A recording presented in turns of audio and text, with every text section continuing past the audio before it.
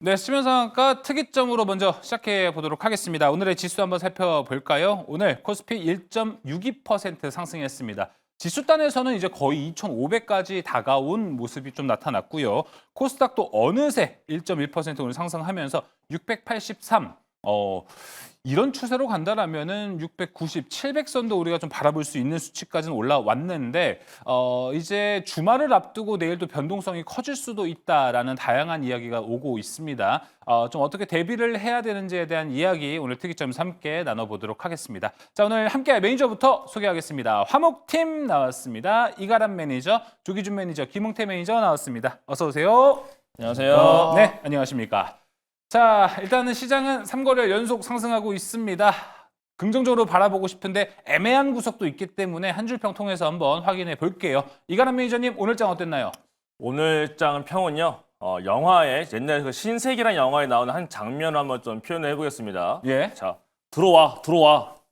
이겁니다. 네, 이제는 어떠한 악재가 우리에게 들어와도 우린 이미 더 터질 데가 그렇죠, 없는 것 같습니다. 이제부터는 회복할 일만 남았다라고 보여지고 오늘 시장 보니까 이제 더 이상 악재는 정말 둔감하고요.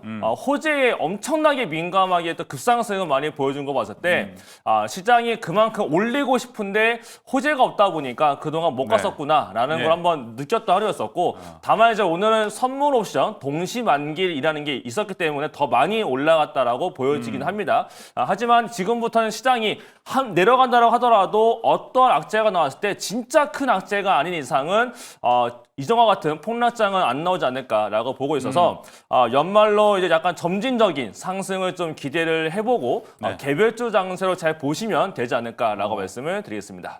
네, 알겠습니다. 화요일 조기준 매니저에 이어서 이가람 매니저가 오늘 또 영화 대사를 또 이렇게 한 줄 평으로 준비했습니다. 들어와. 악재든 들어와, 호재든 뭐든 들어와. 다 이겨낼 수 있다라는 걸로 좀 반영하면 될 것 같습니다. 자, 이어서 조기준 매니저님, 오늘도 영화 뭐 대사가 준비가 되어 있나요? 영화의 제목, 네, 성공하면 혁명. 거꾸로인가요? 네, 실패하면 반역. 아니, 저번에도 오태석을, 오태식을 오태석이라고 하지 않으시나? 아니 근데 오늘 이제 예. 얘기하고 싶은 건 이제 서울의 봄 2가 아닌가라는 생각이 듭니다. 그래서 뭐 성공과 반역, 혁명 뭐 이런 것들이 떠오르는 하루가 아닌가 생각합니다. 권력은 결코 나눌 수 없다라는 것처럼 지금 이제 권력 가지고 이제 서로 이제 계속적으로 싸움을 하고 있는데 네. 정말 어떤 권력 암투, 누군가는 결국에는 이제 물러나게 되거나 아니면 또 뭐 유지가 하거나 뭐 이런 쪽에서 보면은 이제 입법기관과 행정부 수장 간의 이제 싸움이 계속되고 있는 상황이기도 하고 과거에는 군인들이 이제 서울의 봄에서는 이제 80년대 그랬는데 지금은 이제 우리가 지금 이제 어렸을 때 뭐 80년대는 우리가 모르는데 2024년에 이제 계엄을 보게 되고 또 그와 관련된 권력 암투를 보고 매일같이 보면은 이제 거의 영화의 한 장면처럼 서로 이제 치고받고 싸우는 일이 계속되고 있는 상황에서 다행인 거는 주가가 이제 뭐 나락으로 갔다가 다시 제자리를 찾아가고 있는 게 그런데 그 상황에서 개인들이 3조 정도 털리고 그거를 기관과 외국인이 사면서 끌어올렸다는 게 너무나 안타깝다라는 겁니다. 네. 많은 개인들이 실망하면서 팔면서 어디로 갔을까? 코인으로 갔나? 아니면 미국 주식으로 갔는지 어떤 쪽으로 갔는지 잘 모르겠으나 굉장히 많은 자금을 반대매매 나가고 그러면서 매도하면서 이제 뭐 그랬는데 시장은 다시 이제 상승하려고 하고 있다라는 게 너무 안타까울 뿐입니다. 네. 알겠습니다. 자, 서울의 봄 2라고 이야기를 했고 뭐 채팅창에서는 여의도의 봄이라고도 또 올려주신 분도 있습니다. 자, 이어서 김웅태 매니저님 바로 한 줄 평 들어보도록 하겠습니다. 오늘 시장이 상승장으로 마감을 해서 굉장히 또 좋은 시장이지만 본격적인 상승은 다음 주부터다라고 말씀드리도록 하겠습니다. 아무래도 오늘은 이 옵션 만기일에도 불구하고 그래도 이제 상승을 마감을 했으나 그래도 자금은 아직 들어오지 못하고 있는 시장입니다. 그러니까 결국은 수급은 안에서 돌고 있다라는 건데 아무래도 이제 이번 주 토요일이 또 이벤트가 또 남아있기 그렇죠. 때문에 그런 이벤트가 또 해소가 되면은 또 다시 한번 지난주의 결과와 좀 다른 방향으로 지나간다면 오히려 지난주 월요일장에는 굉장히 급락을 또 나왔지만 그러니까요. 다음 주 월요일장에는 불장이 또 되지 않을까. 그리고 어제 나왔던 CPI라든지 오늘 이제 발표되는 PPI도 역시나 시장 예상치와 부합이 된다라고 하면은 오히려 그런 작용으로서 내일은 조금 조정이 나온다 하더라도 본격 상승은 다음 주부터 나오지 않을까 기대를 해보고 있습니다. 예, 알겠습니다. 그래서 걱정인 거는 뭐 토요일에 이벤트가 있다 보니까 이게 탄핵 여부를 떠나서 토요일에 이벤트가 있어서 내일 같은 날은 이렇게 좀 상승했던 거를 좀 차익 실현 매물들이 많이 나오지 않을까 이런 걱정도 있거든요. 김우태 매니저님 생각은 어떠세요? 저도 그 의견에 동의합니다. 왜냐하면 매주 금요일마다 항상 오전장이 강했지만 오후장이 밀려나는 그쵸. 이게 어떻게 보면 현금을 확보하려고 하는 그런 모습인데 근데 지난주하고는 좀 사뭇 다른 분위기예요. 그래서 아무래도 이제 이번 주 토요일이 가장 이제 피크 아웃이 될 거라고 보고 있는데 그 결과에 따라서 먼저 잡는 사람이 승자가 되는지 네. 나중에 잡는 사람이 승자가 되는지는 결과를 봐야겠지만 저는 일단은 배팅은 좀 해보는 쪽으로 그냥 가보겠습니다. 알겠습니다. 자, 그러면은 반면에 내일 좀 시장 차익 실현 매물에 대한 우려도 있지만 조규준 매니저님, 오늘 시장에서 이제 대통령의 대국민 담화가 있었습니다. 그때 차트를 보면 코스피 차트가 좀 가다가 쏙 빠지거든요. 그러다가 지수가 좀 박스권 흐름으로 좀 힘없이 가다가 그래도 오후장에 좀 들어 올리는 모습을 보여줬습니다. 우리가 이런 코스피 하루 분봉 차트를 좀 본다면 지난주부터 있었던 계엄에 대한 리스크 이젠 좀 다 해소가 되지 않았나? 라는 생각이 들거든요. 회사가 돼가고 있죠. 근데 돼가고 있었는데 갑자기 이제 그 담화문을 발표하면서 뭐 거기 모 여당 국회 이제 원내대표 되신 분도 네. 뭐 하는 거냐 깜짝 놀랐고요.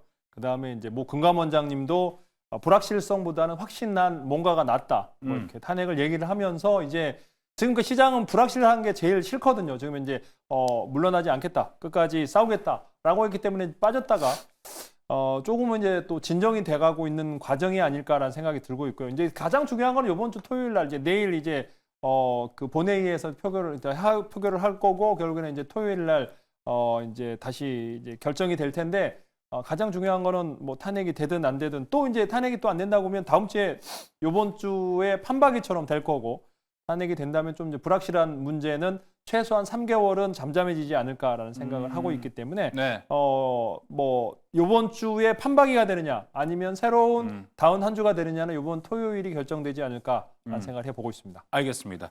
그럼 이가람 매니저님 네. 추가적으로 하나만 여쭤보겠습니다. 비슷한 질문인 건데 지금 증시는 좀 탄핵에 가깝다라는 걸 보고 상승을 했다라고 해석을 해도 되는 건가요? 그게 그냥 상승을 만드는 재료였지 않았나라고 생각을 합니다. 이미 외국인들의 포지션은 정해져 있는 상태에서 네. 걔네가 한번 뺐다가 올리는 과정이었었고 이미 어디까지 올릴지는 정이 났었는데 오늘 조금 오버해서 더 올라갔던 모습이 있었고 상승에서 수익 극대화시킨 외국인들의 오늘 파생의 모습이었고요. 결국 정치적인 것들은 하나의 재료에 불과했다라고 보는 게 맞을 것 같고 네. 저는 그래서 이번 주 토요일 날 있는 표결에 따라서 다음 주에 대한 방향이 조금 정해질 것 같은데 어떻게 되던 간에 결국은 불확실성들 결국 일정이 안 나왔던 게 가장 컸었는데 어떻게 되던 간에 결과에 따라서 그 다음 일정이 이제 잡히기 때문에 네. 시장은 정치적인 리스크에서 조금 완화 국면으로 가지 않을까라고 말씀을 드리겠습니다. 네, 알겠습니다. 일단 토요일에 있는 이벤트가 어떻게 해결되는지부터 좀 봐야 될 것 같고 다음 주 그 결과에 따라서 이제 다음 주 그 연말 내년 초까지 시장에 대한 방향성은 좀 잡힐 것 같습니다. 자, 그럼 이제 그 방향성 안에서 요즘은 좀 이제 개별 섹터들의 움직임이 상당히 많습니다. 어떤 섹터에서 좀 수익을 노려볼 수 있을지 특이점 통해서 이야기 만들어 가보도록 하겠습니다. 첫 번째 특이점 열어주시죠. 자, 내년 1월 출범하는 트럼프 행정부에서 정부 효율부를 이끄는 일론 머스크가 비만 치료제 가격을 크게 줄여야 한다고 주장을 했습니다. 비만 치료제 원료인 이 GLP-1을 저렴한 비용으로 대중에게 좀 제공을 해야 한다라고 이야기하면서 입장을 발표했는데요. 오늘 우리 시장 안에서는 펩트론이 상한가를 가는 등 비만 치료제주들의 상승세가 다시 좀 나타났습니다. 자, 그럼 이제 머스크 한마디에 이가람 매니저님, 네. 비만 치료제가 좀 다시 한번 주도 섹터가 될 수 있을까? 기대감을 좀 불러일으켰습니다. 어떻게 보고 계십니까? 사실은 저 일론 머스크의 비만 치료제가 비싸다라고 했던 거는 원래가 맞다라고 한다면 비만 치료제가 오늘 올라가는 게 아니고 내려갔어야 맞지 않을까라고 생각을 합니다. 왜요? 왜냐하면 이제 일라일리 같은 경우도 결국은 가격이 비싸다는 얘기는 결국 이제 가격이 비싼 상태에서 수요 물량이 많았었기 때문에 그동안 큰 매출액과 영업이익을 내고 있던 거였는데 그 가격을 낮추게 됐을 경우는 더 많은 물량으로 해서 결국 물량 증가를 더 많이 시켜야만 내려가 있는 판가를 채워넣을 수가 있는 거라서 결국은 지금 그렇게 됐을 경우에 매출액과 영업이익이 내려가지 않겠느냐라는 우려감을 먼저 갖는 게 맞는 거라서 원래는 제약바이오가 내려가고 비만치료제가 내려갔어야 정상인 건데 네. 오늘 좀 많이 올라갔던 거는 이거 별개로 국내 이슈가 조금 더 컸기 때문이지 않을까라고 생각을 하고 있는데요. 국내 이슈. 일단은 제가 보고 있는 화면 좀 같이 보면서 말씀을 드려보도록 하겠습니다. 지금 미국에서 가장 대표적인 일라일리를 보게 되면요. 국내와 아예 별개로 최근에 주가가 아예 올라가지 못하고 있어요. 지난번에 꺾이고 난 다음부터 전혀 올라오지 못하고 있고 일론 머스크도 오늘 처음 말한 게 아니고 지난번에 이미 했던 멘트였습니다. 지금 비만 치료제들 너무 비싸다. 가격 낮춰야 된다라고 했던 게 두 번째 말한 것 같은데 그거 다음부터 지금 못 가고 있는 게 일라일리고 노보디스크고 대부분의 해외에서의 비만 치료제들은 상승하는 종목이 거의 없는 상태였어요. 그런 상태에서 오늘의 이슈거리는 결국은 원래는 악재였던 게 맞는 거였는데 국내에서 어저께 나왔던 뉴스 중에 하나가 지금 SK 안에 있는 SK 팜테코라는 자회사가 있는데 거기가 어저께 2조 원대 비만 치료제를 수주를 받은 것 같다라고 했었고 글로벌 제약사와라고 했는데 어디라고는 안 나왔지만 다들 추정하기로는 일라일릴리지 않겠느냐라고 다들 추정을 좀 했습니다. 그래서 보니까 요 SK 지주사 안에 있는 100% 자회사의 SK 팜테코가 수주를 한 거예요. 그렇게 따지고 보게 되면 실제로 SK 쪽만 사실 수혜가 맞는 거고 나머지들은 그렇게까지 수혜다라고 볼 수는 없는 거였지만 이때 SK 쪽에서 SK 팜테코에 들어가 근데 재료가 일라일릴리 쪽에 대한 수주를 받았네? 그러면 지난번에 뭔가 페트론과 일라일릴리가 어떠한 계약에 관련된 계약에 관련된 공시가 올라왔던 게 있다 보니까 오늘 SK 쪽보다도 더 많이 올라간 게 패턴이 오히려 맞아요. 상한가를 들어가 버렸고 얘가 상한가에 들어가다 보니까 따라 올라왔던 게 비만치료제에서 올리스 같은 것도 장중에 많이 올라갔었고요. 그다음 D&D 파마텍이 오늘 신고가 한번 넘어갔다가 내려왔을 정도로 굉장히 크게 올라갔었고 이거 이외에는 사실 제약바이오에서 오늘은 큰 흐름 자체는 많이 나오진 않았었습니다. 그래서 결국은 뭔가 비만치료제들이 한 번에 좀 시세가 오늘 좀 많이 나왔다가 좀 내려온 걸로 봤을 때 지금 미국에서 뭔가 다시 한 번 더 비만 치료제를 더 강하게 올라가지 않으면 네. 비만 비만 치료제 오늘 D&D 파마텍 봤을 때는 지금 물량 소화하면서 윗꼬리가 길게 달렸거든요. 그러면 조금 시간은 앞으로 걸릴 수 있지 않을까라고 생각을 하고 있고 네. 패트론은 상한가를 갔는데 지금 뭐 물량에 대한 것들은 조금 더 나올 수가 있는 거라서 내일은 조금 올라갔다가 밀릴 수도 있는 상태에 있고 이거 위에 뭐 인벤치즈나 이런 종목들은 그쵸, 지금 따라가죠. 아랫자리에서 올라오긴 하는데 주가가 다 내려가 있거든요. 올라가는 건 결국은 제한적인 것이고 그다음에 새로운 라이센스 아웃에 대한 기대감이 있는 뭐 올리스나 D&D 파마텍 정도가 그나마 좀 보일 수 있는 종목이지 않을까라고 생각을 합니다만은 주도적으로 과연 더 치고 올라갈 수 있을지는 아무래도 일라일리 주가가 다시 올라가줘야 그쵸. 본격적으로 더 올라갈 수가 있겠고 그렇지 않다면 결국은 라이센스 아웃에 대한 기대감이 있고 일정이 가까워진 종목들만 올라갈 수 있지 않을까라고 좀 생각을 해볼 수가 있겠습니다. 네, 알겠습니다. 머스크의 이 비만 치료제 원료 GLP를 좀 저렴하게 대중에게 제공하자라는 발언 자체는 일단 비만 치료제 섹터에는 악재로 반영이 된다. 하지만 오늘 국내 이슈가 있기 때문에 좀 올라간 것이 아닐까 이야기를 했는데 그러면 다시 한번 되물어 볼게요. 이가람 매니저님. 네. 일론 머스크가 또 이제 1월에 취임을 하고 본격적으로 뭐 다양한 뭐 국정 정책을 펼칠 거 아닙니까? 그때 또 이제 비만 치료제 가격 줄여야 된다라는 악재가 나올 가능성이 상당히 높은 건데 그렇죠. 그러면 또 주가에는 오히려 더 반작용이 될 수 있겠네요. 그래서 원래는 이게 가격을 낮추게 되면 문제가 지금 일라일릴리가 노보니스크보다 더 효과가 좋다라고도 알려져 있어요. 그러면 결국은 일라일릴리가 대장주가 된 거고 그 아래가 이제 위고비를 만들고 있는 노보니스크인 건데 그 아래 이제 제3주자, 4주자 그 후발로 들어오는 기업들은 지금 가격이 높게 있기 때문에 여기에 맞춰서 조금 더 저렴하게 팔아볼까 하고 들어오려 하고 있는데 네. 일라일릴리랑 노보니스크부터 가격을 낮춰버리게 되면 새롭게 개발하는 기업들은 시작부터 가격을 더 낮게 책정을 해야 되기 때문에 네. 사실 예상보다의 영업이익과 매출이 안 나올 수가 있거든요. 그러면 오히려 일라일릴리랑 노보니스크는 뭐 상관없다라고 볼 수가 있겠는데 후발로 개발하고 있는 기업들한테는 좀 굉장히 안 좋은 소식으로 들어갈 수가 있는 거라서 결국은 라이센스 아웃에 대한 기대감만 있을 뿐 그 이후에 대한 기대감을 가져가기에는 조금 네. 무리가 될 수 있는 상황이 될 수 있지 않을까라고 보기 때문에 네. 실제로 트럼프 취임하고 나서 실제로 약가 인하에 대한 얘기가 굉장히 많이 나와주고 있습니다. 그래서 이런 얘기가 다시 진짜 명확하게 나와주고 실제로 일레릴리하고 위고비, 노보디스크가 가격을 진짜 내리느냐 그것도 한번 좀 나중에는 체크를 하면서 봐야 되지 않을까라고 말씀을 드리겠습니다. 예, 알겠습니다. 자, 그러면은 우리가 뭐 소위 말해서 2차 전지를 볼 때도 리튬 가격 올라갈 때 2차 전지도 마진율이 좀 올라간다라고 하잖아요. 근데 거기에 있는 원료, 비만 치료제도 GLP-1 원료 자체를 떨어뜨린다라는 거는 오히려 마진율이 좀 떨어지기 때문에 장기적으로 봤을 땐 지금 좀 투자하기가 애매한 상태는 되는 것 같긴 한데 조기준 매니저님 생각은 어떠신가요? 지금 이런 이야기들을 풀어보면 비만 치료제 투자 모멘텀은 좀 훼손이 된 것 같은데. 근데 이제 비만 네. 치료제 가격이 이제 미국에서 1,830불 정도 이제 한 달치가 뭐 이렇게 되는 것 같은데 네.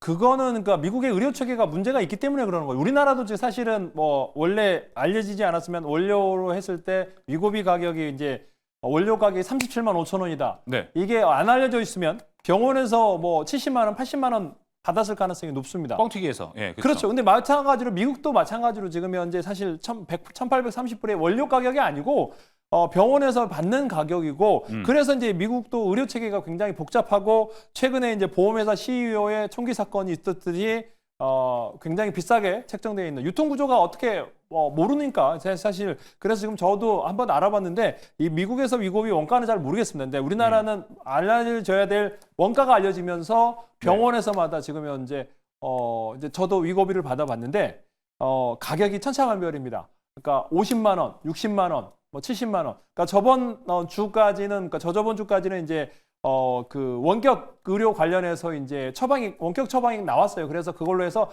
약국에서 최대한 싸게 살 수 있었는데 약국도 40만 원에서 50만 원대까지, 55만 원까지 10몇만 원씩 차이, 20, 30% 차이 나거든요. 그래서 동네 약국과 종로 약국의 차이가 나듯이 마찬가지로 지금 현재 가격이 떨어져야 된다는 거는 이렇게 유통 구조가 불합리하기 때문에 비싸기 때문에 그러는 거고 제 생각에는 어느 정도 유통 구조를 좀 합리화하면 제 생각에는 더 많은 사용자가 쓰지 않을까라는 생각을 하고 있고 오늘자에 제가 엊그제 기사에 봤는데 동남아, 아시아 시장에서 대한민국의 비만도가 거의 1, 2위라고 하거든요. 그래서 뭐 제가 생각에는 지금 이제 최근에 위고비가 우리나라에서 지금 50만 원에서 60만 원 정도 합니다. 아무리 싸게 해도 한 50만 원 정도 하는 것 같은데 네. 이제 그 가격에 한 달을 50만 원을 지출할 수 있는 지금 현재 이제 굉장히 낮은 가격은 아니거든요. 그래서 뭐 자금 이제 월급이 높거나 이런 사람들은 근데 뭐 주식담보대출이라든지 그러니까 주택담보대출이라든지 이자 나가고 그러면은 사실 한 달에 50만 원의 여유 자금이 있는 사람이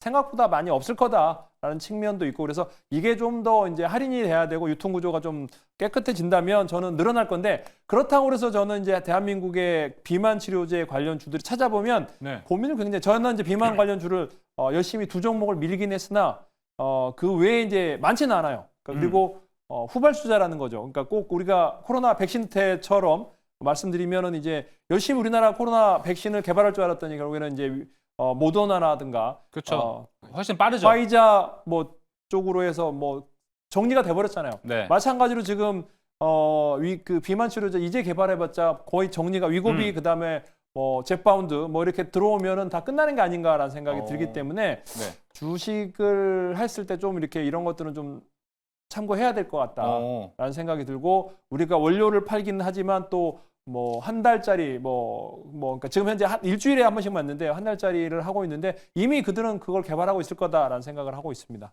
네, 알겠습니다. 자, 뭐 코로나 백신 때와 좀 비슷하게 생각을 해보면 될 것 같은데 그렇다면 김우태 매니저님, 미국에서는 노보노디스크나 일라일리 주가 상승세는 멈춘 지 사실 꽤 됐습니다. 근데 이제 우리나라는 그거와의 좀 시차를 거꾸로 가져가고 오히려 우리나라 안에서는 상승 랠리가 엄청났었잖아요. 이런 걸 보면은 와, 미국도 지금 안 가는데 우리나라가 가는 게 정상인가라는 생각도 좀 들기는 하거든요. 비만 치료제는 좀 중심을 어떻게 잡는 게 좋아요? 어제 머스크가 발언했던 거는 그냥 단순하게 생각하면 되지 않을까? 어떻게요? 비만 치료제 맞아보니까 좋아. 근데 너무 비싸. 실제로 맞았어요. 네, 맞았죠. 맞아보니까 좋아. 근데 비싸. 야, 이거 사람들한테 더 맞게 해줘. 근데 비싸니까 싸게 해라. 네. 그건데 기본적인 원천적인 거는 내수 비용을 줄이기 위해서 이제 지원금을 좀 삭감하자라는 거였는데 네네. 저는 반대적으로 생각했을 때 만약에 그렇게 된다라고 하면 오히려 물론 이제 가격은 싸지면은 또 만드는 데서는 어떻게 보면은 남는 가격이 별로 안 남다 보니까 수익성 구조에서는 좀 더 떨어질 수 있겠지만 그래도 그쵸. 더 많은 사람들이 만든다라면은 근데 이게 지금 머스크가 얘기하는 거는 미국 시장에 대한 진출에 대한 거거든요. 근데 그게 수출해서 해외로 나간다면은 그 가격이 안 떨어질 가능성도 굉장히 커요. 그렇게 된다라고 하면 오히려 더 반사익으로서 국내에 있는 비만 치료제들이 수익 개선에서 더 도움이 되지 않을까. 미국 가격은 떨어졌지만 국내 가격 유지한다라고 하면은 오히려 그렇게 봤을 때는 더 수익이 더 나오지 않을까라고 보고 있고요. 그리고 또 이제 지난번에는 방산에 대해서도 이제 내수 비용을 줄이기 위해서 예. 유인기보다 무인기다. 아, 맞아요. 그렇죠. 그런 얘기하면서 이제 반사익으로 보고 있는 종목들이 드론이 많이 올라왔다는 거죠. 맞아요. 그 그렇습니다. 역시나 마찬가지로 국내 시장에서도 지금 GLP에 대한 이제 오늘은 좀 상승하는 모습을 보였지만은 오히려 또 경구용 먹는 치료제가 또 이제 상승할 가능성도 굉장히 크죠. 그래서 우리 조기준 매니저님께서 이제 그렇게 됐을 때 과연 백신하고 이제 비교하면서 말씀을 했지만 만약에 그렇게 됐을 경우에 그거에 대해서 반대적으로서 이제 경쟁력사가 있는 기업을 본다라고 하면은 지금은 맞는 치료제지만 먹는 치료제가 나온다면은 오히려 그런 기업들이 더 상승할 가치가 있지 않을까. 그리고 지금에서는 이미 한번 비만 치료제가 국내에 상륙했기 때문에 기대 선반영을 다 해놓고 상태에서 조정받은 상태에서 반발 매수세가 좀 들어왔던 거지 아직까지 못 가고 있는 비만 치료제들도 있기 때문에 그런 종목들을 좀 선별해서 본다라고 하면은 오히려 괜찮지 않을까. 그렇게 좀 반사익으로 볼 수 있는 종목들을 네. 찾아보는 것도 괜찮을 것 같다라고 생각이 합니다. 그러니까 이제 머스크 입에서 어떤 말들이 나오느냐 그리고 약간을 진짜 어떻게 인하시키느냐가 이 소식에 대한 업데이트가 되게 중요할 것 같다라고 좀 비만 치료제 생각이 좀 듭니다. 해석하기 나름이죠. 해석하기 네, 나름. 해석하기 나름인 것 같아요. 예, 알겠습니다. 자, 그렇다면은 비만 치료제 안에서 우리가 종목까지 좀 볼 수 있을까에 대한 것도 궁금은 합니다. 기존의 뭐 비만 치료제 오늘 모습만 봐도 펩트론, 인벤티지랩 이 기존에 강했던 종목들이 쭉 계속 잘 가는 모습도 있었고 또 일각에서는 비만 치료제 어떤 사이클이 온다라면 그동안 오르지 않았던 종목들 쪽에서 올라갈 가능성도 있다 이런 이야기가 있는데요. 이가람 매니저님 생각에는 어떨 것 같으세요? 기존 주도주가 쭉 끌고 갈 것 같습니까? 비만 치료제에서요. 네. 상승 비만 랠리가 치료제- 온다면. 상승 랠리가 온다면 일단은 기존의 종목들이 먼저 움직이긴 하겠죠. 네, 기존의 움직임이 먼저 나와주고 그다음에 새롭게 이제 기술 이전에 대한 기대감이 있는 그 후발 종목들이 상승률적으로는 더 많이 올라가지 않을까라고 생각을 하고 있고요. 네. 그런데 저는 사실은 비만 치료제가 진짜로 만약에 단가를 낮춰서 사용량이 더 많아진다라고 한다면 저는 거꾸로 비만 치료제 이제 그 다음을 보는 게 맞지 않을까라고 저는 생각을 하거든요. 뭘까요? 저는 그래서 비만 치료제가 나중에 더 흥해진다라고 한다면 이미 좀 주가들이 많이 올라가지고 있지만 보톡스, 피부 필러, 리프팅 관련된 결국 피부 미용 쪽을 보는 게 맞다라고 보거든요. 실제로 미국에서도 위고비가 굉장히 잘 팔렸고 그 다음에 지금 커 나가고 있는 미국 시장 자체가 피부 미용 쪽에 지금 상당히 많이 커지고 있기 때문에 국내도 마찬가지일 거고 그거 이외에 글로벌적으로 아마 피부 미용 시장이 더 커지는 게 맞지 않을까라고 말씀을 드리겠습니다. 알겠습니다. 비만 치료제가 대중화가 된다면 오히려 피부 미용 쪽, 보톡스라든지 그쪽의 시장이 더 활성화될 수 있다라고 이야기를 했습니다. 자, 그러면은 이가람 매니저는 아예 투자 아이디어 그쪽으로 잡은 것 같아서 네. 탑픽 쪽은 바로 앞쪽 들어가겠습니다. 저는 지금 중국 쪽, 결국 지금의 시장에서의 이슈 중에 하나가 중국에서 경기 부양을 통해서 소비가 올라올 거냐. 결국 이제 바우처를 주고 쿠폰을 줬을 때 중국산 돈을 쓴다라고 했을 때 결국 중국에서 매출액이 올라오는 게 더 중요할 것 같거든요. 그래서 일반적인 피부 미용에서도 중국향에 대한 매출액이 올라오고 있는 종목이 몇 개가 있는데 그중에서 파마가 있고요.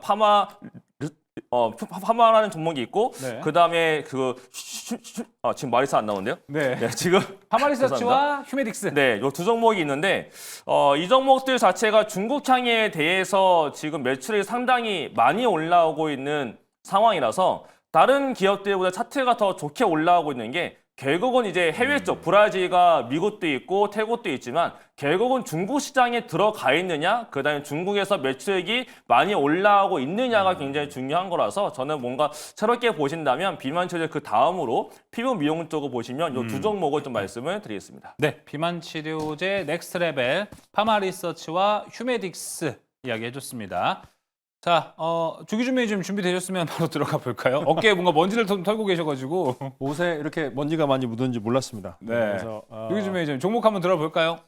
저는 이제 종목은 이제 뭐 저번에도 얘기했지만 올릭스입니다. 그러니까 올릭스는 이제 RNA 기반이기 때문에 여기는 그러니까 지금 이제 임상을 이제 호주에서 하고 있는데 그러니까 아까 GLP-1과는 다르게 이제 요요 현상이 줄어든다는 거죠. 그래서 지금 임상 관련해서 지금 일상을 했는데 요요 현상 없이 지금 이제 한 번 맞았을 때 50일 정도 지속된다고 하거든요. 그래서 그만큼 효과가 좋기 때문에 이제 새로운 빅파마 회사들하고 이제 협상 중인데 저는 이제 우리 그 VIP 방에서 다 팔았습니다. 매도했고 근데 이제 조정을 거치면 살려고 하는 조정이 안 나오네요. 근데 왜 그러냐면 이제 200억 정도의 시비가 있습니다. 그래서 그 시비가 지금 현재 뭐 13,000원인가요? 네, 고가격대 전환사채 물량이기 때문에 그거 전환되면 조정받으면 살려고 기다리고 있고 그 다음에 종목이 이제 대웅제약이거든요. 그래서 네. 대웅제약은 지금 현재 이제 저는 이제 대웅제약은 보톡스 관련해서 벌써 연 뭐 지금 1,400억 영업이익이 나오고 있거든요. 그래서 보톡스 관련해서도 실적이 좋은데 여기가 지금 한 달짜리 제형으로 해서 지금 이제 비만 치료제를 개발하고 있기 때문에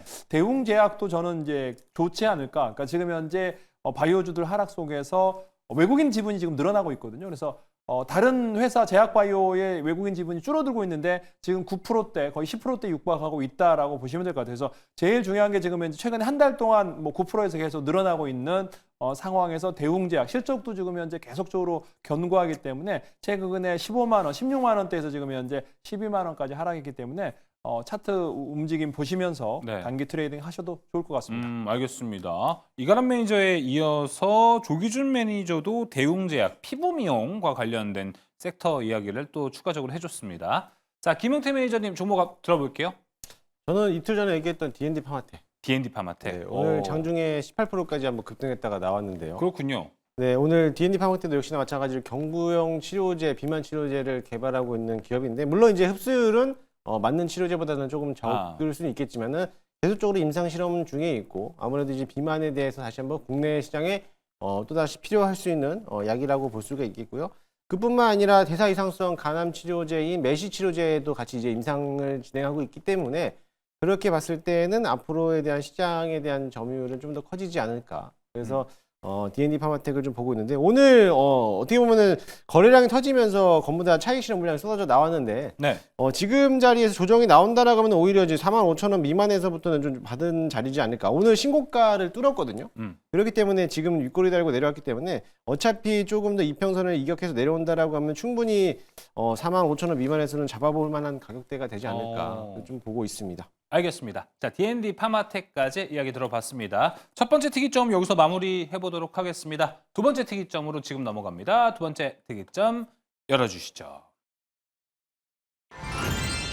자, 1, 2년 내에 보조금 축소 못할 것. 이게 또 미국의 이야기입니다. 뭐 AMPC라든지 IRA가 폐기하더라도 지금 단시간 만에 이게 없어지기는 쉽지 않다. 그렇기 때문에 최근에 이제 노스볼트 파산까지 했기 때문에 우리나라 배터리 업계는 그 시간 안에 좀 이익을 쌓을 수 있다. 기회가 온다. 좀 다양한 이야기들이 나오고 있습니다. 자, 이가람 매니저님, 그래서 그런지 오늘 뭐 딱히 이슈는 없었습니다. 근데 LG 에너지 솔루션이 1시 35분 맞죠? 오후장 들어서 불기둥을 분봉으로 보면 깜짝 놀랍니다. 불기둥을 엄청나게 세웠는데 그 외에도 2차전지가 그래도 전반적으로 좀 쭉 올라가는 모습이 있었거든요. 왜 올라갔습니까, 오늘 LG 에너지 솔루션? 사실은 원래 올라가기 직전에는 이렇다 할 재료가 원래 없었습니다. 네. 없었는데 제가 봤을 때 오늘 2차전지의 상승, 특히 LG엔솔의 상승도 오늘 삼성전자처럼 결국 그냥 선물 옵션 동시 만기에서 외국인들이 시가총액 상위 1, 2, 3위를 사면서 주가를 좀 많이 올려놓은 게 아니었나라고 일단 생각을 하고 있습니다. 일단 지금 제가 보고 있는 화면을 좀 보시면서 같이 말씀 나눠보면 더 좋을 것 같은데요. 일단 우리나라 장종에 대한 차트를 좀 볼 텐데 아침에 올라갔습니다. 올라갔다가 이 윗자리에서 매도가 쭉 나온 다음에 점심때까지 눌려 있었는데 이때 다시 또 이제 1시 10분대부터 갑자기 치고 올라가더니 지수가 1시 35분부터 엄청난 상승을 쭉 보여줍니다. 근데 이때 올라갈 때 어떠한 재료가 나온 것도 없고 뉴스가 나온 것도 없었습니다. 다만 이때의 주가들의 흐름을 잠깐 보게 되면 삼성전자를 먼저 볼 텐데 삼성전자는 분봉상 봤을 때 먼저 올라갔어요. 12시 20분부터 해서 올라가기 시작을 했고 본격적으로 올라가 1시 35분은 이미 올라가 있습니다. 요 상태일 때 이때 이제 LG엔솔에서 물량이 들어오기 시작하더니 본격적으로 LG엔솔도 아침까지만 하더라도 마이너스 1%대였었는데 아래자리 지키면서 LG엔솔이 올라갔고 이런 게 올라가다 보니까 다른 2차전지까지 같이 올라오긴 했어요. 근데 올라오는 과정에서 이 마지막 장대 양봉 2시 50분에 돌았었던 요 장대 양봉 같은 경우에는 여러 곳의 메신저를 통해서 뉴스가 하나 좀 돌았습니다. 그 뉴스가 어떤 뉴스가 돈 거냐면 얘가 돈 거였는데요.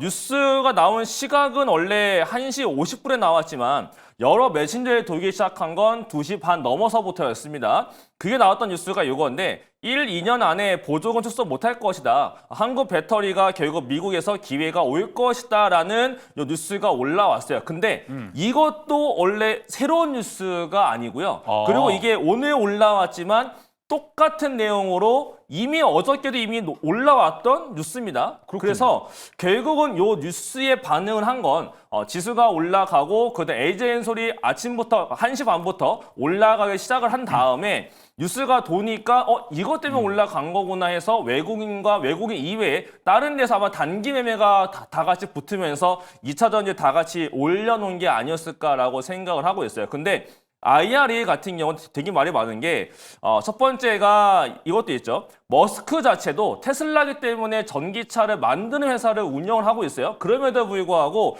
일론 머스크조차도 전기차의 보조금에 대해서 모든 공제를 없애야 된다. 라고 말을 합니다. 여기와 관련된 정보 효율부를 맡고 있는 일론 머스크이기 때문에 결국은 이제 트럼프가 취임하고 나게 되면 진짜 폐지로 가는 거 아니야? 라고 얘기를 할 수가 있겠지만 최근에 올라왔던 뉴스들과 이거 이외에 해외에서 돌고 있는 해외 쪽의 뉴스를 보더라도 지금 대부분의 하원이랑 상원이랑 둘 다 지금 공화당 안에서 IRA 가지고서 수혜를 보고 있는 곳이 굉장히 많습니다. 그리고 지난번에도 폐기 한번 하려고 했었는데 반대했던 공화당 의원들이 이번에 재선을 굉장히 많이 했어요. 그래서 실질적으로는 이거 아마 폐지는 진짜 어려울 거고 하더라도 감축으로 가지 않겠느냐 이건데 문제는 이제 일론 머스크와 트럼프는 알 수가 없다라는 겁니다. 거기에 대한 리스크는 있지만 일반적으로 봤을 때 그렇게까지 빨리 못할 거다라는 게 일반적인 중론인 거고 근데 다 알고 있음에도 불구하고 차트상 봤을 때 사실 그러면 원래 미리미리 올라가서 정상인 건데 차트는 잘 못 가고 있다는 거거든요. 그럼 그렇다는 거는 결국은 뉴스로 반응을 했지만 그건 뉴스에 반응한 거고 실질적으로는 LG엔솔이나 2차전지가 올라가기 위해선 업황적으로 돌던지 아니면 실제로 수급 상태가 더 개선이 돼서 2차전지까지 이제 미래를 보면서 다시 한번 살 수 있는 그러한 자금이 다시 한번 들어와 주기 시작을 해야 본격적으로 올라가지. 그렇지 않으면 결국은 올라가더라도 계속 박스 상단에서 막히고 또 내려오면 오늘과 같은 뉴스에 또 반응하면서 올라가고를 반복하지 않을까라고 말씀을 드리겠습니다. 저는 그래서 이가람 매니저님이 방금 설명해 준 걸 들으면서 이런 알 수 없는 미궁 속으로 빠져드는 모멘텀, 리스크가 항상 있는데 내가 2차 전지를 지금 사야 되나? 라는 생각을 계속 하게 되더라고요. 그래서 매니저님들이라면은 이런 그 리스크가 내재되어 있는 2차 전지 배터리 가져가실 겁니까? 라는 생각이 좀 바로 들더라고요. OX 이거 확인해도 됩니까? 지금 뭐 트럼프 그리고 머스크 IRA, AMPC 이런 보조금 자체가 없어질 가능성이 있을 수도 있고 또 없을 수도 있습니다. 뭐 있어도 1, 2년 있다라고 하는데 1, 2년 후에 또 이런 리스크가 생기면은 또 주가는 어떻게 버텨야 되고 좀 다양하게 걱정이 되는 게 있는데 이럴 바에는 안 사는 게 낫지 않을까라는 생각도 좀 들거든요. 매니저님들 생각을 들어주시면 좋을 것 같습니다. 긍정적으로 본다. 그래도 산다라고 생각하시면 O고요. 그래도 별로다 생각하시면 X 들어주시면 됩니다. 확인해 볼게요. 하나, 둘, 셋.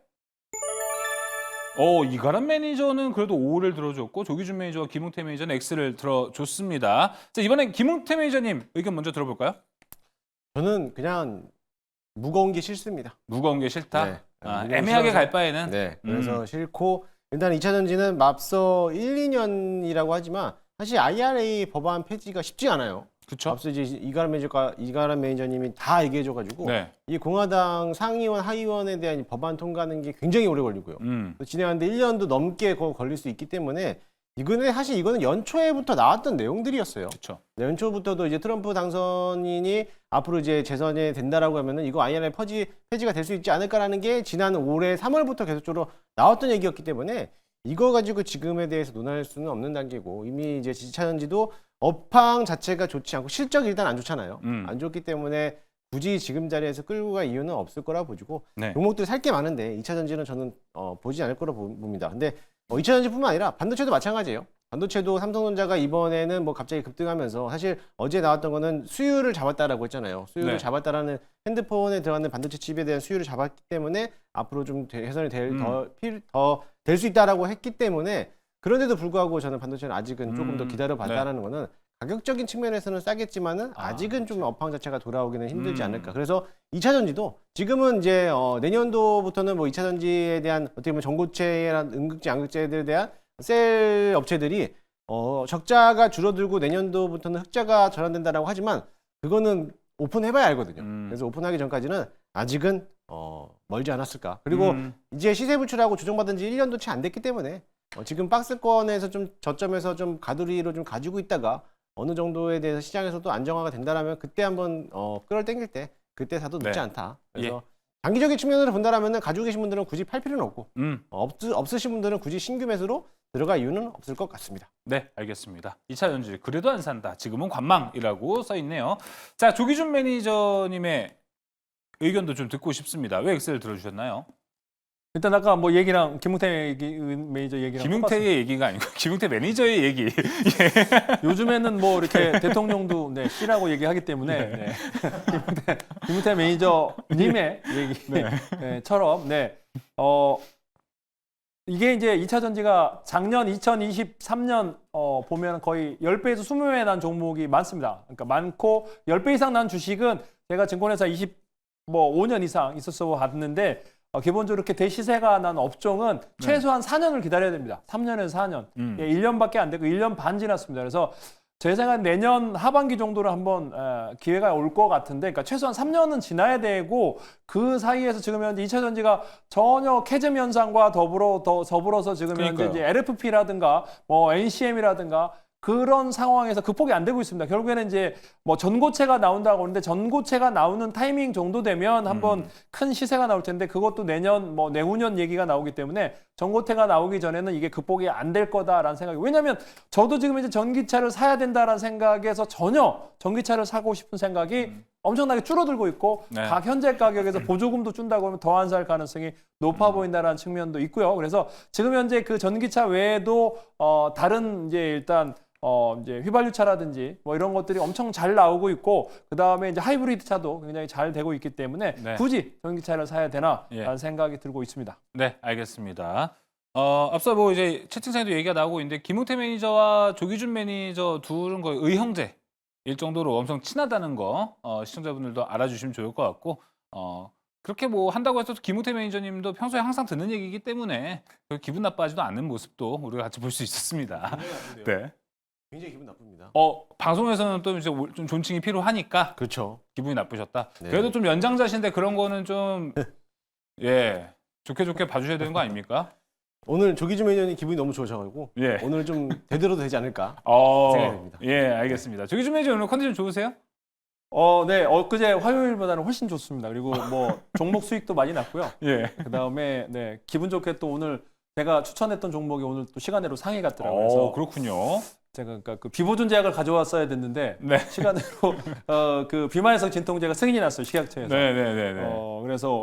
그래서 기분 좋습니다. 네, 알겠습니다. 기분이 좋아서 반말했다. 아니 반말은 너무 비약이죠. 싫습니다. 알겠습니다. 요즘에 이렇게 유튜브 보다 보니까 정치적으로 막 계속 이렇게 대통령한테도 반말하고 그래가지고. 알겠습니다. 그만할까요? 빨리 넘어갈게요. 자 그러면은 이제 조기준 매니저와 김웅태 매니저는 XX 들어줬고 이가람 매니저만 O를 들어줬는데 저는 오히려 좀 반전입니다. 이가람 매니저 아까 설명할 때 이야기 들어보면 X를 드겠거니 했거든요. 근데 O를 들어주신 이유는요? 결국은 2차 전지가 빠지면 지수가 못 갑니다. 지수가 올라가기 위해서라도 2차 전지가 덜 빠져야 되고 많이 올라가게 되면 지수가 올라가니까 좋고라고 생각을 했을 때 결국 2차 전지에 저는 하락은 이제 좀 제한적으로 봐야 되는 게 맞지 않을까라고 생각을 하고 있고 내려간 상태에서 오늘과 같은 현상이 아마 반복될 걸로 저는 보기 때문에 2차 전지는 올라갈 때 사기보다 내려가는 과정에서 사는 게 맞다라고 보고 있고요. 예. 특히나 이거는 또 많이 아는 사람들이 그러니까 제가 반도체 쪽에 다른 거 많이 알듯이 2차 전지 같은 경우도 많이 알고 계시는 분들 같은 경우 아마 장기 투자를 꽤 하고 계시지 않을까라고 생각하고 있는데 보통 전기차 판매량이 별로 안 나온다라고도 많이 알고 있고 이번에 GM도 뭐 지금 전기차 관련해서 자율주행 쪽 포기했다라고 할 정도로 자율주행 쪽도 지금 뭔가가 다들 잘 안 되고 있는 상황이고 네. 전기차는 지금 판매를 하면 할수록 별로 적자가 나기 때문에 GM도 판매량 자체를 다 줄여놓고 있고 다 안 팔려고 하고 있거든요. 하지만 그런 상황임에도 불구하고 제가 보고 있는 차트를 잠깐 보게 되면 테슬라 같은 경우는 지금 연속 신고가를 가고 있습니다. 물론 테슬라가 올라가는 이유는 트럼프와 굉장히 친한 인물이고 그다음 자율주행이 있고 휴머노드 로봇이 있고 여러 가지 이슈가 있기 때문에 올라가고 있는 건 맞습니다. 하지만 올라가는 과정 속에서 테슬라가 결국은 올라가다가 만약에 전기차 판매량이 올라왔다라는 게 들어와서 그 다음날 테슬라가 올라간 게 맞다라는 식으로 확인이 되기 시작하게 되면 전기차 관련된 종목들도 한 번씩 반등은 무조건 주거든요. 그래서 계속적으로 일단은 포기하기보다는 좀 잘 보고 있다가 테슬라가 올라간 이유 또는 테슬라 이외에 다른 전기차 관련 종목이 올라갔는데 그 올라간 이유가 판매량 때문에 올라갔다라고 한다면 그 다음날 한국의 전기차가 한 번씩 올라가기 때문에 단기 매매 적어도 바닥권에서는 사봐야 될 필요가 있다라고 말씀드리겠고 네. 최근에 제가 통계를 받아놓은 게 있었는데 네. 테슬라의 중국 판매량입니다. 테슬라가 지금 연말부터 해서 모델 Y 시리즈에 대해서 할인 판매를 꽤 하고 있어요. 그것 맞아요, 때문인지 맞아요. 몰라도 올해 가장 많은 지금 한 주간으로 2만 1,000대를 팔았다라고 했는데 최근에 9월 이후부터 했을 때 가장 많은 판매량을 보여줬고 분기로도 봤을 때 아마 가장 좋은 판매량을 보일 것이다라는 전망치가 있습니다. 그래서 테슬라가 이런 이슈도 같이 섞여 있고 중국은 자율주행도 잘 되고 있다 보니까 중국에서 실제로 테슬라 이외의 자동차도 상당히 잘 팔리고 있어서 지금 중국의 전기 자동차 관련 종목들은 또 시세들이 굉장히 잘 나와주고 있는데 국내 같은 경우는 이런 효과를 잘 못 보고 있는 현상이 뿐인 거다라고 보여지고 여기가 또 하나 또 있는 게 최근에 엔비디아의 젠슨왕이 이거는 이제 오래 나온 건데요.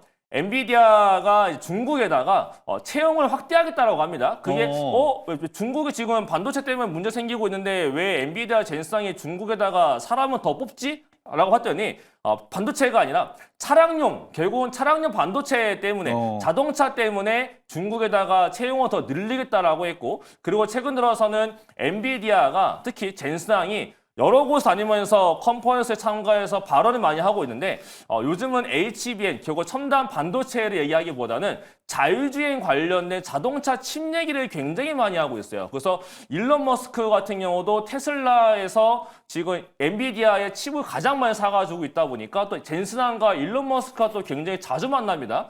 이걸로 봤을 때는 전기차 관련된 거 아니면 적어도 자율주행과 관련된 결국 또 자율주행 같은 게 대부분 다 전기차와 관련된 게 또 자율주행이다 보니까 결국 이쪽 산업이 지금이야 안 좋은 건 맞지만 결국은 커나가야 되는 과정인 거고 그게 앞서서 지금 엔비디아가 하려고 하는 게 그 안에서도 있지 않을까라고 본다면 전기차도 결국 25년도 상반기 안에 반전이 한번 나타날 수 있지 않을까라고 말씀을 드리겠습니다. 네, 알겠습니다.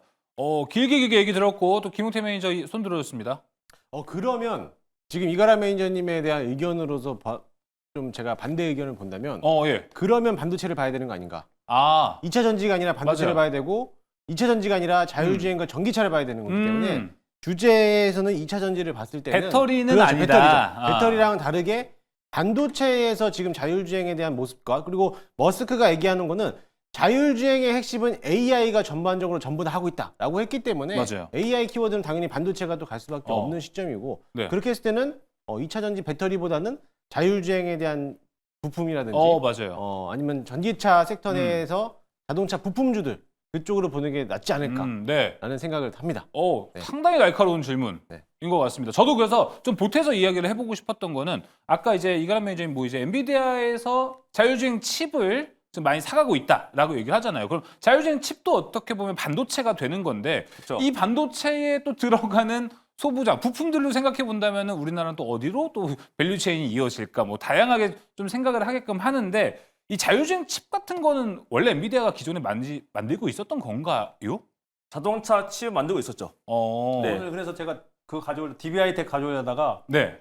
그 DB하이텍이 지금 RF 칩 그 자율주행 칩 만든다고 수준 나왔다고 그걸 어제 RF 올랐다. 칩이라고 하나요? 네네. 그래서 뭐 나왔다가 지금 현재 이제 오늘 빠졌는데 네. 계속 뭐 만들고 있습니다. 그래서 삼성전자 하이닉스는 아니더라도 중소 이제 팹리스 회사들이 이제 설계하고 있고 만들고 네. 있다고 보시면 되겠습니다. 알겠습니다. 그럼 이가람 매니저 아까 김웅태 매니저가 제기했던 내용에 대해서는 또 어떻게 좀 내용을 말씀해 주실 수 있으세요? 같이 가는 거죠. 결국은 자율주행 잘 팔리고 네. 차가 팔린다는 얘기는 결국 전기차가 잘 팔린 거니까 결국 그 안에 들어가는 배터리들이 그만큼 사용량이 증가가 된 거라서 네. 결국은 그냥 반도체 올라가고 자율주행 관련된 거 올라갈 때 결국은 또 다시 배터리도 판매량이 올라가는 거니까 그렇죠. 자연스럽게 그 시기에는 진짜 코리아 부장 오지 않을까라고 말씀을 드리겠습니다. 네, 자율주행이 늘어난다라고 하면은 뭐 다는 아니겠지만 배터리, 2차 전지 자동차, 배터리차, 배터리차도 판매량이 늘어날 수 있고 거기서 또 늘어나는 2차 전지 배터리들 수혜도 좀 같이 볼 수 있지 않을까 싶습니다.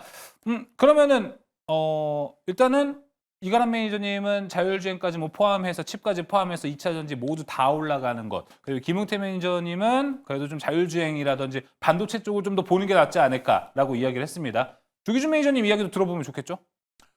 저는 2차 전지는 아까 얘기한 대로 이제 자율주행과 더불어 이제 뭐 자동차 부품은 좋은데도 불구하고 안 가고 있는 거는 어쩔 수 없는 거고 현대차나 기아차나 실적 대비 올라가야 되는데 못 네. 올라가고 있는데 결국엔 저는 반도체가 올라가지 않을까 생각을 하고 있습니다. 그래서 DB하이텍이 너무 좋았는데 오늘 가져올까 막 망설이다가 다른 주식을 가져왔습니다. 오늘 반도체를 가져왔습니다. 그래서 그래도 예, 알겠습니다. DB하이텍, RF칩 이 부분도 한번 나중에 공부를 해보면 좋을 것 같습니다. 자, 그러면은 우리 이 안에서 각자 말한 쪽이 있기 때문에 종목도 한번 압축해 보면 좋을 것 같습니다. 김웅태 매니저님 먼저 종목 들어볼까요? 저는 그래도 배터리 쪽에 우리 이 주제가 2차 네, 전지다 보니까 배터리는 안 산다. 안 산다. 네, 없습니다. 알겠습니다. 확실히 또 대쪽같이 네, 이야기를 해줬습니다. 자, 이어서 조기준 매니저님. 저는 이제 2차 전지를 사야 한다면 이제 원통형 46파이. 그래서 파라소닉이 양산하고 있는데 지금 현재 테슬라 향으로 해서 원통형이 걸리고 있고 글로벌하게 많은 기업들도 그렇고 로봇도 원통형으로 갈 가능성이 있습니다. 46파이 관련해서 성유와 네. 그다음에 나노팀. 그러니까 나노팀이 지금 현재 우주항공 관련해서 이제 그렇죠. 패드를 지금 현재 양산하고 테스트하고 있다고 그러거든요. 그래서 스페이스X 관련해서 나노팀과 성우를 한번 살펴보시면 좋을 것 같다라고 보고 네, 있습니다. 성우와 나노팀 이야기 들어봤습니다. 이가람 매니저님 종목 들어볼까요? 아무래도 LG엔솔이 주가가 올라가야 그렇죠. 결국은 또 관련주가 올라가기 때문에 무조건 2차 전지는 LG엔솔부터 지켜보시면 좋을 것 같고 가격대 라인은 37만 원이 항상 지금 안 깨고 있는 라인대라서 37만 원이 안 깨지는 범위에서만 2차 전지를 보시면 되지 않을까라고 생각을 합니다. 네. 그리고 하나 더 본다라고 한다면 SKC인데요. SKC는 2차 전지 동박 말고도 지금 글라스코어 기판이 같이 엮여 있기 때문에 SKC의 오늘의 상승은 2차 전지도 있지만 제가 알기로 지금 SKC의 미국 SK 앱솔리스의 그 조지아 공장 쪽이 그렇죠. 뭔가 좀 장비들이 멈춰 있었는데 장비들이 이제 좀 돌아가려고 하는 것 같다라는 얘기가 좀 있거든요. 그래서 뭔가 글라스코어 기판이 이제 조금 뭔가 나오려나라는 소스가 좀 돌고 있기 때문에 뭔가 곁다리로 본다면 SKC까지 보시는 게 좋을 것 같습니다. SKC 쪽은 네. 동박으로 다시 좀 추세가 올라갈 가능성은 현재 거의 없다고 봐야 되죠. 그것보다는 지금은 글라스코어에 대한 기대감이 더 크기 때문에 글라스코어 기판 쪽으로 먼저 보시는 게 좋을 것 같습니다. 알겠습니다. 한 가지만 더 여쭤볼게요. LG에너지솔루션 이게 오늘 장 전에 나왔더라고요. 무디스에서 신용등급 하향시켰던 거. 네. 이게 나와도 LG에너지솔루션 참 신기한 게 4분기 실적도 별로 좋지 않을 것 같다라고 이야기 나와도 주가 올라가고요. 무디스에서 신용등급 하향시켜도 올라갑니다. 이런 거는 좀 어떻게 보세요, 이가람 매니저님? 그러니까 저도 오늘 사실 아침에 시장이 올라가는데 불구하고 LG엔솔이 마이너스 1%였거든요. 네. 1%에서 엄청 버티고 있었어요. 그래서 이거를 그러면 안 깨겠다라는 의지를 보였던 거였었고 오후장에 재료 갖다 붙이면서 그냥 한번 들어 올린 거다라고 봤을 때 그럼 뭔가 37만 원대에 뭐가 있는 거 아닌가라고 보여지는 거라서 저는 그래서 무조건 37만 원대를 안 깬다라고 한다면 2차 전지는 그래도 살아있다라고 보는 게 맞지 않을까? 어떤 재료가 붙던 간에 무조건 37만 원만 지키면 살아있다라고 보는 게 맞을 것 같습니다. 진짜 잘 버티는 것 같습니다. LG 네, 에너지솔루션. 자, 이야기 들어봤고요. 이어서 세 번째 특이점으로 넘어가 보도록 하겠습니다. 세 번째 특이점 열어주시죠. 자, CES. 우리나라가 이제 한 연말 되면 항상 이맘때 우리를 들썩들썩하게 했던 모멘텀들이 매년 있었습니다. JP모건 헬스케어 곧 열립니다. 그다음에 CES 2024. 이젠 2025를 준비하고 있겠죠. 이러다 보니까 여긴 또 이제 IT 관련주들이 또 움직이는 또 모멘텀이 됩니다. 자, 조기준 매니저님. 근데 지금 현재 시국이다 보니까 이 CES라는 게 저는 올해 12월 돼서 지금 처음 들었거든요. 아, 맞다. CES가 있었네라고 생각할 정도로 잊고 있었습니다. 자, 이제 모멘텀을 우리가 지금 기다리기 적당한 타이밍이 왔나 생각도 듭니다. 어떻게 보세요? 자, 그 CES 2025를 좀 보면은 이제 129개사가 이제 상을 받았다고 하는데, 이제 이렇게 이제 우리가 정치적으로 불안하지만은 기업들이 잘 되고 있다라는 거죠. 그만큼 기업들이 잘 되고 있고, 제가 이제 오늘 그 전에 이제 말씀드리고 싶은 게 대한민국의 그러면 수출이 변화니까 무역 수지도 한번 보고 싶다라는 거죠. 그러니까 이것도 지금 그 전에 얘기하려고 그랬는데. 그러니까 대한민국이 지금 현재 1월, 그러니까 계엄 사태에서도 12월 1일부터 10일까지 무역 수지 수출입 현황이 나쁘지 않았다는 거죠. 그러니까 생각보다 전월 대비도 더 늘어났다라는 거죠. 12월자에 보면은 170억 불, 그다음에 이제 수입은 190억 불 나왔다라는 걸 보면 12% 늘어났다는 거죠. 전년 대비라면서 전월 대비도 늘었고 그다음에 수입도 늘어났다는 거죠. 그러면 이만큼 우리가 계엄이 사태가 있었음에도 불구하고 12월 3일 날 그럼에도 불구하고 이만큼 잘했고 대한민국 너무 잘하고 있다라고 저는 보십니다. 그다음에 반도체 43% 늘었고요. 컴퓨터 주변기 늘었습니다. 자동차, 석유 뭐 이런 거 줄었고요.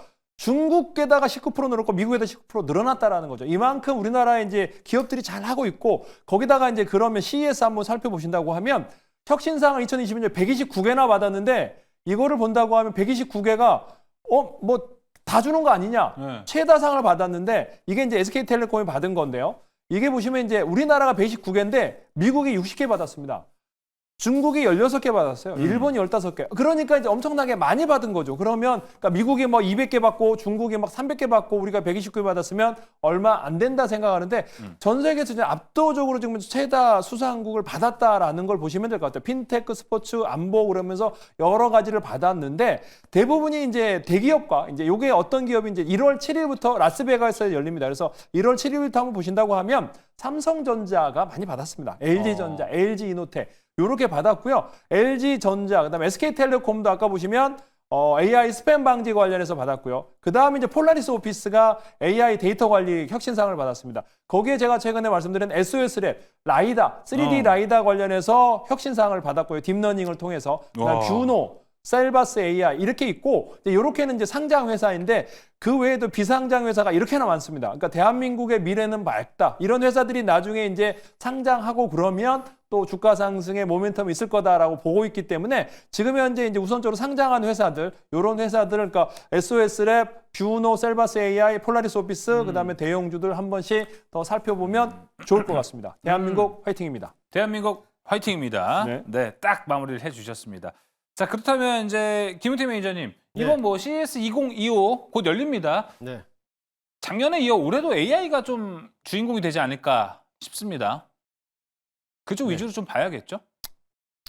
근데 뭐 봐야 할 부분이 너무나 많아서 사실 여기 좀 방대해요. 네. 되게. 뭔가 이 CES만 기대하고 네. 보기에는 너무 많기 네. 때문에 마음에 안 드는가 보다. 네. CES가. 좀 표정에서 드러나는 것 같습니다.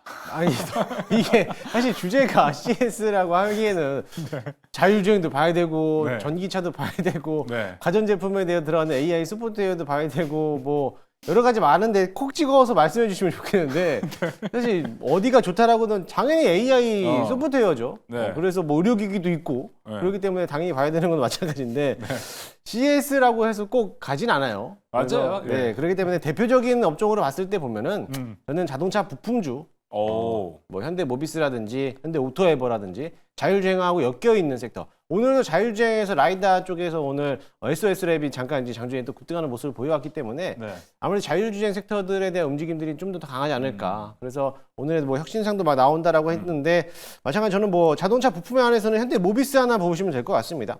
현대모비스를 탑픽으로 좀 봤을 때는 마찬가지로 실적도 괜찮고 자동차 부품에 대한 판매량도 증가되고 있고 앞으로 된 자율주행에 대한 모멘텀도 살아있다라고 하면은 네. 이런 쪽에 대한 자동차 부품주들은 당연히 판매량도 증가될 거라고 보고 있기 때문에 간략하게 좀 말씀드리도록 하겠습니다.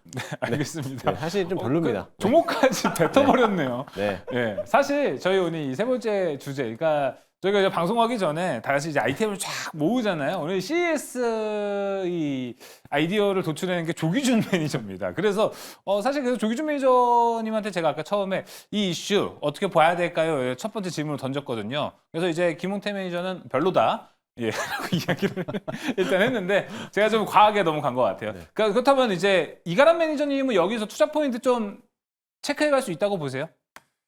그냥 CS2025를 핑계 삼아서 주가를 올릴 수 있겠죠. 왜냐하면 지금 미국에서도 이미 AI 소프트웨어가 굉장히 큰 강세에 있고 오늘 뭐 어도비는 조금 시간에 밀렸지만 그 전까지만 하더라도 지금 이슈가 상당히 많은 게 미국 내에 있는 소프트웨어거든요. 결국은 지금은 AI 관련해서 하드웨어가 올라가는 시기가 아니라 엔비디아가 올라가는 시기가 아니라 팔란티어가 올라가는 그런 시기란 말이에요. 소프트웨어. 결국은 소프트웨어가 가는 시기라서 결국 이제 개인 고객이 아닌 기업 고객을 상대로 해서 AI가 돈을 벌기 시작하는 구간에 들어갔다라고 봤을 때 CS2025를 핑계 삼아서 이때 이제 AI 소프트웨어가 다시 한 번 더 돈다라고 한다면 이미 지금 국내에서도 한 바퀴 돌고 있는데 이러한 추세라고 한다면 AI 소프트웨어도 돌고 결국은 로봇까지 다시 한번 돌아야 되지 않을까.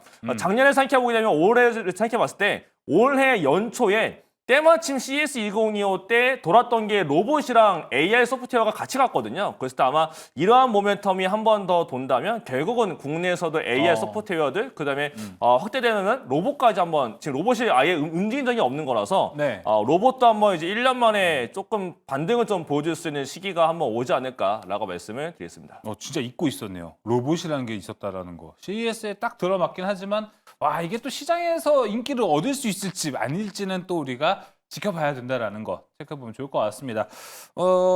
이제 김웅태 매니저는 자율주행 쪽 그나마 좀 강조를 해줬고 이가람 매니저는 AI 소프트웨어 강조를 해줬습니다. 조기준 매니저님은 어디를 좀 중점적으로 보십니까? 그래도 주제를 가져오셨는데. 근데 이제 그게 제가 이제 2024년에 스마트 레이더 시스템 그때 혁신상을 받아서 그때 거의 100% 올랐던 기억이 있습니다. 그래서 이제 그런 기억이기 때문에 CES를 너무 무시하면 안 된다.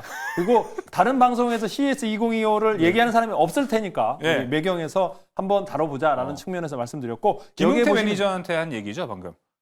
김웅태 매니저는 그냥 스킵하시죠. CS 관심 없는 무시하지 거 마라. 오늘 되게 디프레이트 됐고 뭔가 이렇게 안 좋은 일이 집에 우환이 있나 봐요. 그래서 근데 오늘은 제가 말씀드리고 싶은 네 종목 요거 보시면 이제 PPT로 보시면 여기 SK텔레콤, 폴라리스 오피스, SOS랩, 뷰노, 셀바스 AI 그래서 그러니까 상장한 이 회사들을 살펴보시면 되지 않을까라는 생각을 해봅니다. 그래서 요 종목들을 집중적으로 SK텔레콤도 있으면 그래서 제가 1월 7일부터 1월 11일까지 열리고 있고 국제 박람회입니다. 저 가전 박람회이기 때문에 굉장히 뭐 전 세계가 주목하고 있다라는 측면으로 보시면 좋을 것 같습니다. 네, 알겠습니다. 말 나온 김에 매니저님 종목 압축 바로 들어가겠습니다. 조기준 매니저님. 이게 얘기했습니다. 그러니까 SOS랩, 폴라리스 오피스, 뷰노, 셀바스 AI 네 종목으로 하겠습니다. 네, SOS랩, 뷰노, 폴라리스 오피스, 셀바스 AI 상당히 넓게 이야기를 해줬습니다. 자, 그럼 여기 SOS랩이 있기 때문에 얹어서 바로 김웅태 매니저 자율주행 쪽으로 가볼게요. 자율주행에서는 SOS랩도 있지만 피런티어를 프론티어. 봐야 될 거라고 보여지고요. 저도 폴라리스 오피스를 말씀하셨기 때문에 저는 폴라리스 AI를 소프트웨어로 뭔 차이가 있죠? AI는 AI죠. 네. 폴라리스 오피스의 자회사인 네. 폴라리스 AI가 시세가 더 불출이 강하기 때문에 네. 오히려 폴라리스 AI가 더 강할 거다. 어. 일단은 두고 보겠습니다. 네, 알겠습니다. CS를 무시하지 마라. 그것도 이야기를 했습니다. 자, 이어서 이가람 매니저님도 종목 얘기까지 해주시면 좀 좋을 것 같습니다. 네, 저는 여기서 더 확장이 돼서 로봇까지 간다라고 하게 되면 네. 이제 신규 상장한 지 얼마 안 됐고 공모가보다 현재 아래에 있는 뭐 시메스라는 종목이 먼저 움직이지 않을까라고 생각을 하고 있고요.